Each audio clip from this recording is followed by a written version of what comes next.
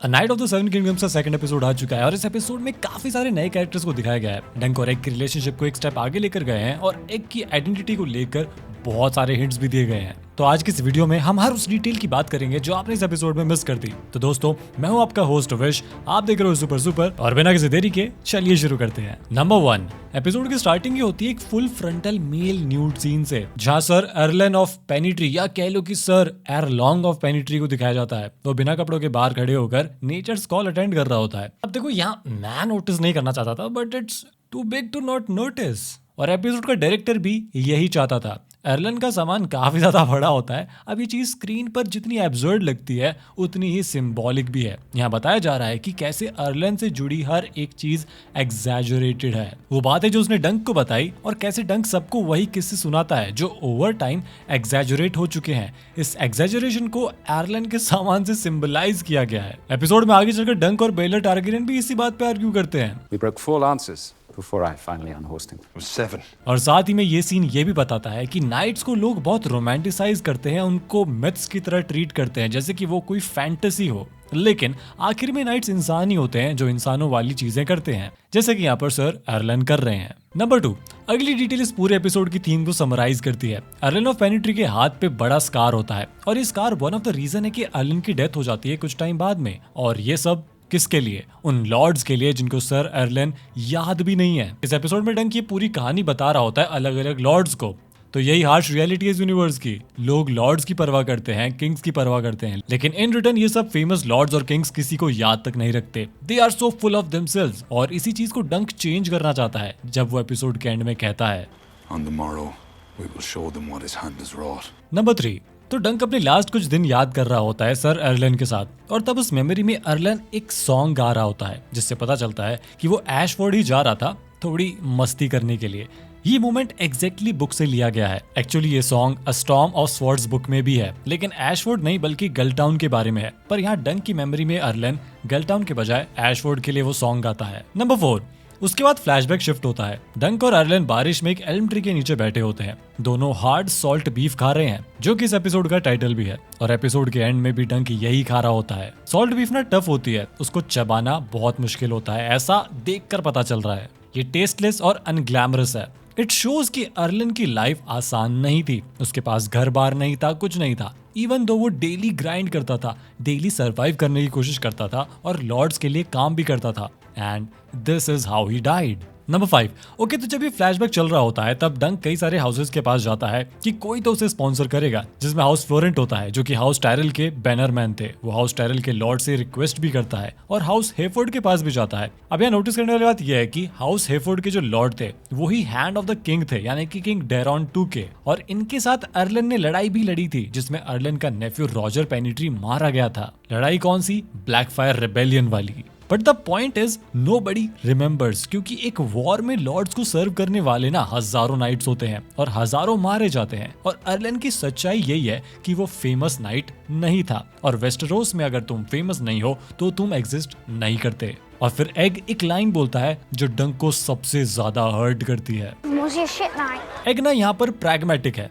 उसका logic simple है, अगर कोई तुम्हें याद नहीं करता तो तुम सक्सेसफुल नहीं थे। नंबर 6, अब क्योंकि बात हाउस फ्लोरेंट की हो चुकी है तो एक छोटा सा ईस्टर एग भी है कि गेम ऑफ थ्रोन्स में स्टैनिस बराथियन की वाइफ सेलिस फ्लोरेंट इसी हाउस की डिसेंडेंट थी। नंबर 7, तो ये फर्स्ट टाइम है जब टारगेरियंस को दिखाया गया है इस शो में। वो अपने बैनर्स लेकर एंट्री ले रहे होते हैं और तभी एग के फेस पे फोकस किया जाता है जो थोड़ा डर जाता है उनको देखकर। और ऐसे सीन्स और भी है। इवन जब डंक मेंशन करता है कि क्या पता हाउस टारगेरियन उसे सर्विस में ले ले, नेम ड्रॉप होते ही एग का रिएक्शन बड़ा अनयूजुअल है। There is a long pause. I think वो कुछ तो जानता है टारगेरियंस के बारे में, शायद इसीलिए ऐसा दिखाया जा रहा है। नंबर 8, अब 3 टारगेरियन प्रिंसेस इंट्रोड्यूस होते हैं। Number 1, Prince baler Breakspear. पहली चीज जो नोटिस करना जरूरी है, बेलर के बाल डार्क है, सिल्वर नहीं है। कैजुअल व्यूअर्स के लिए स्ट्रेंज लग सकता है क्योंकि टारगेरियन सिल्वर हेयर्ड होते हैं, लेकिन बेलर के बाल डार्क है क्योंकि उसकी माँ मार्टेल परिवार से थी, डॉर्निश ब्लड। ये पॉलिटिकल स्टेटमेंट भी है। डेरन 2 ने डॉन को रिम में इंटीग्रेट करने के लिए मार्टेल से अलायंस की, पर कंजर्वेटिव टारगेरियंस को ये चीज ऑफेंसिव लगती है। बेलर का जो अपीयरेंस है ना, वो एक तरीके की कंट्रोवर्सी ही अपने आप में, लेकिन उसमें कोई एरोगेंस नहीं है। वो रूम में सबसे पावरफुल आदमी है, पर उसका ऑरा इंटिमिडेटिंग नहीं बल्कि रीअश्योरिंग है। इसके बाद हमें इंट्रोड्यूस करवाया जाता है प्रिंस मेकार से। मेकार हार्ड एज्ड है, ट्रिकी है, बड़ा ही टेंस आदमी है। क्यों? क्योंकि वो फोर्थ सन है, वो हमेशा शैडो में रहा।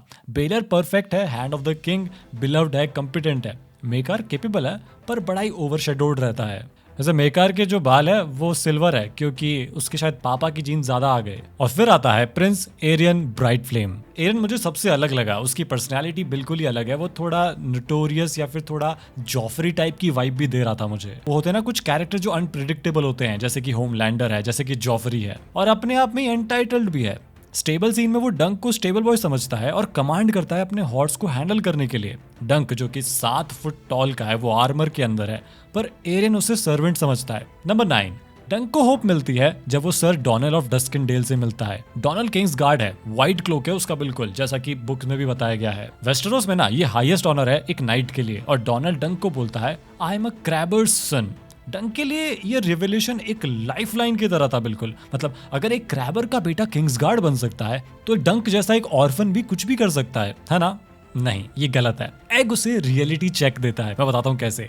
डोनाल्ड का फादर क्रैबर जरूर था, लेकिन वेस्टरोस में जितनी भी क्रैबर फ्लीट है ना, उसमें से आधी उसी की थी। ये रिवील ना बड़ा ही ब्रूटल है क्योंकि ये दिखाता है कि वेस्टरोस में सेल्फ मेड मैन एक मिथ है। डोनाल्ड अपनी हम्बल ओरिजिन स्टोरी को रोमांटिक नैरेटिव की तरह प्रेजेंट तो करता है, लेकिन रियलिटी ये है कि वो रिच ही था। उसके पास में रिसोर्सेज थे, ट्रेनिंग थी, कनेक्शंस थे। नंबर 10, हम लॉर्ड एशफोर्ड की बेटी ग्विन से भी मिलते हैं। अब यहाँ एक डिफरेंस है बुक से। बुक में इसका कोई नाम ही नहीं है, लेकिन यहाँ उसे ग्विन नाम दिया गया है, और जो टूर्नामेंट हो रहा है वो उसी के 13th नेम डे पर किया जा रहा है। नंबर 11, मेकार टारगेरियन का बेटा मिसिंग है। अब यहाँ कौन से बेटे की बात चल रही है? क्योंकि उसके 4 बेटे हैं, उनमें से डेरन और एगन तो मिसिंग है, और फोर्थ सन जिसको मेंशन नहीं किया वो है एमन टारगेरियन। जी हाँ, मिस्टर एमन, जिनको हमने गेम ऑफ थ्रोन्स में देखा था। उन्होंने नाइट वॉच को भी ज्वाइन किया था। नंबर 12, बेलर टारगेरियन के आउटफिट में हैंड ऑफ द किंग वाली पिन है, तो he is definitely the heir to the throne. Number 13, anyway Baelor Maekar को बता रहा होता है कि एक टूर्नी में सर अर्लन और बेलर का मैच हुआ था, जिसमें बेलर के 4 लेंसेस टूट गए थे। उसके बाद वो अर्लन को अनहॉर्स कर पाया था। लेकिन डंक कहता है 4 नहीं 7, यानी कि इतना भी आसान नहीं था, ऐसा डंक बताना चाह रहा है, और जो उसने अर्लन से सुना है। और मैं शुरू में इसी एग्जैजरेशन की बात कर रहा था कि स्टोरीज ओवर टाइम चेंज हो जाती हैं। शायद से असली में 4 लेंसेज ही यूज हुए होंगे, लेकिन अर्लन ने जब ये बात डंक को बताई तब उसने 4 को 7 कर दिया, खुद को थोड़ा सा सुपीरियर दिखाने के लिए। पर ये प्रूव करता है कि बेलर को एक्चुअली में सब याद है। वो एक रैंडम हेजनेट की परफॉर्मेंस याद रखता है डिटेल में।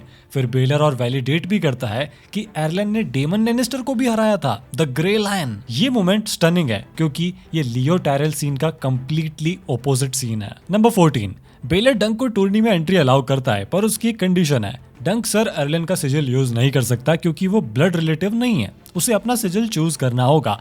ये लीगल टेक्निकलिटी जरूर है, पर सिंबॉलिकली ये बहुत इंपॉर्टेंट चीज है, क्योंकि अब डंक को अपनी आइडेंटिटी डिफाइन करनी होगी। वो अर्लन के शैडो में नहीं रह सकता, उसे खुद कुछ बनना होगा, कुछ प्रूव करना होगा। नंबर 15, तो पता नहीं आप लोगों ने नोटिस किया है नहीं, लेकिन जब डंक ईज ड्रॉप कर रहा होता है और जब उसको अंदर बुलाया जाता है कि आप यहाँ क्यों आए हो, तब वो अर्लन वगैरह के बारे में बताता है, तो अपनी वॉइस को ना थोड़ा सा मॉड्यूलेट करता है, वो उसको थोड़ा हैवी बनाता है, अथॉरिटी दिखाने के लिए, ये बताने के लिए कि वो असली नाइट है, ये बताने के लिए कि वो कॉन्फिडेंट है। I have asked Sir Manfred Dondarrion to vouch for me.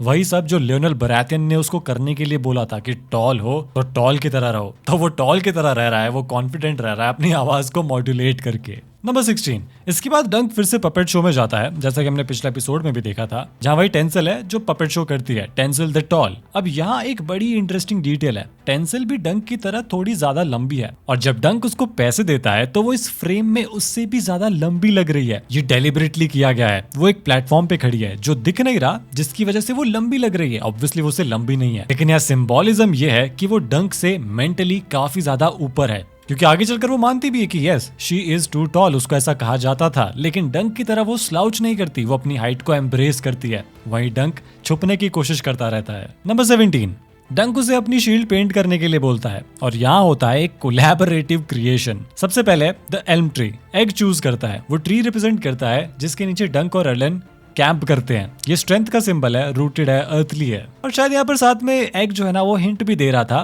Tensile को कि देखो हम यहाँ रहते हैं, अगर तुमको डंक में इंटरेस्ट हो तो तुम आ सकती हो। Number 2, the shooting star. ये डंक सजेस्ट करता है। एपिसोड 1 में एक फॉलिंग स्टार देखा था इन दोनों ने, तो ये एग को डंक की लेजेंड में टाई कर देता है। एग सिर्फ अब एक स्क्वायर नहीं है, वो डंक की आइडेंटिटी का पार्ट बन गया है क्योंकि अब वो सिजिल के अंदर आ चुका है। और तीसरी चीज होती है द सनसेट फील्ड, ये भी डंक ही चूज करता है। नंबर 18, डंक एक्चुअली में बुक्स में इस समय पर काफी छोटा है। यहाँ उसकी एज थोड़ी ज्यादा दिखाई गई है लाइव एक्शन में, लेकिन मोस्ट प्रोबेबली यहाँ भी बुक्स की तरह और मेरी तरह वो हमेशा से सिंगल ही है। उसको लड़कियों से बात करना नहीं आता, तो जब टैंसिल कहती है कि उसको टू टॉल बुलाया करते थे, तो वो कहता है you are not too tall, you are just right for, और ये कह के वो रुक जाता है। You're not too tall. I mean, you're just right for. और वो यहाँ इसलिए रुकता है क्योंकि वो अननोइंगली थोड़ा फ्लर्टी कुछ बोलने वाला था शायद से, और एग एक परफेक्ट स्क्वायर की तरह तुरंत सिचुएशन को संभाल भी लेता है। तो डंक और एग की रिलेशनशिप इस एपिसोड में ना अच्छे से डेवलप हुई है, जहाँ स्ट्रेंथ डंक के पास है और दिमाग एग के पास है। नंबर 19, तो डंक को आर्मर चाहिए जो उसकी साइज का हो, और इस काम के लिए वो ब्लैक स्मिथ के पास जाता है, लेकिन आर्मर ना बड़ा ही एक्सपेंसिव है, डंक अफोर्ड नहीं कर सकता। तो वो क्या करता है, वो स्वीट फुट को बेच देता है, एक घोड़ा जो आयरलैंड से इनहेरिटेंस में मिला था। वो एक्चुअली में उसे वैसे सेल नहीं करता, बल्कि उसको गिरवी रखता है। डंक घोड़े से विदाई लेता है, लेकिन वो प्रॉमिस करता है कि जीत के बाद वापस ले आएगा उसे। पर उसकी आंखों में ना डाउट है, ये सेक्रीफाइस है। डंक अपनी लास्ट एसेट गैम्बल कर रहा है अपनी स्किल्स पे, जो उसने अभी तक प्रूव तक नहीं करी है। नंबर 20, इसके बाद टूर्नी स्टार्ट हो जाता है। सारे नाइट्स और लॉर्ड्स यहाँ रेडी होते हैं। मैं एक एक करके आपको सबके नाम बताता हूँ। ये है लॉर्ड मेडगर टेली, और रॉब स्टार्क की माँ कैटलिन टेली इन्हीं की डिसेंडेंट है। मेडगर यहाँ एक फिश का हेड खाकर उसको ऑडियंस में फेंक देता है, और देखा जाए तो हाउस टेली के सिजिल में एक फिश ही होती है। यहाँ पर डेमन लैनिस्टर भी मौजूद है। हाँ, वही डेमन जिसकी बात थोड़ी देर पहले डंक कर रहा था बेलर से, जिसको सर एयरलन ने अनहॉर्स कर दिया था। यहाँ लाइनल बराथियन भी है, लियो लॉन्गथॉर्न टायरल भी है, और यहाँ पर वेलार टारगेरियन भी है जो कि प्रिंस बेलर का बेटा है। और हाँ, इसके बाल भी डार्क है। नंबर 21, एग के लिए ये ना बहुत थ्रिलिंग है, एक child fantasy come to life, पर डंक के लिए ये सटल पैनिक अटैक था। कैमरा उसके फेस पे बिल्कुल टाइट होता है, साउंड डिजाइन आइसोलेट करती है उसको। डंक रियलाइज कर रहा है कि ये सब लोग ना प्रोफेशनल्स है, उन्होंने बचपन से ट्रेनिंग ली है, उनके पास बेस्ट स्टील है, बेस्ट हॉर्सेस है, बेस्ट कोचेस है, और डंक के पास वो एक स्ट्रीट फाइटर है जो रेंटेड आयरन यूज कर रहा है। ये मोमेंट डंक को ह्यूमनाइज करता है। वो कॉन्फिडेंट हीरो नहीं है फिलहाल के लिए, वो बहुत ही टेरिफाइड है, लेकिन वो क्विट नहीं करना चाहता। नंबर 22, तो एग यहाँ पर ना स्वॉर्ड चला के प्रिटेंड कर रहा होता है जैसे कि वो किसी से फाइट कर रहा है। तो यहाँ पर वो ब्लैक फायर सपोर्टर्स को मार रहा होता है। ब्लैक फायर रेबेलियन 12 साल पहले हुआ था, वही सिविल वॉर जिसमें डेमन ब्लैक फायर ने थ्रोन को क्लेम किया था। तो एग काफी कुछ जानता तो है टारगेरियंस के बारे में। नंबर 23, डंक और एग कैंप फायर के पास बैठे होते हैं। डंक कन्फेस करता है मे बी अर्लन ग्रेट नाइट नहीं था, मे बी वो मीडियोकर था, पर फिर वो कहता है And I am his legacy. ये डिक्लेरेशन सिंपल है पर बहुत ही पावरफुल है। डंक डिसाइड करता है कि वो अर्लन की लाइफ को अपने फ्यूचर से वैलिडेट करना चाहेगा। वो सभी लॉर्ड्स को दिखाएगा कि कैसे अर्लन से उसको जो ट्रेनिंग मिली है वो कितनी ज्यादा वर्थ इट है, और क्यों सब लोगों को, उन सब लॉर्ड्स को अर्लन को याद रखना चाहिए। तो यार, यही था आज के इस ब्रेकडाउन वीडियो में। अगर आपके पास में कोई ऐसी डिटेल है जो मैंने नहीं बताई या कुछ ज्यादा ही इंटरेस्टिंग है तो कॉमेंट सेक्शन में जरूर शेयर करना। बाकी अगर आपको वीडियो अच्छी लगी हो तो लाइक और शेयर कर देना, और ऐसे ही और ब्रेकडाउन्स भी आते रहेंगे तो चैनल को सब्सक्राइब कर लेना। Thank you guys, this is Vishwajeet and you are watching super piece.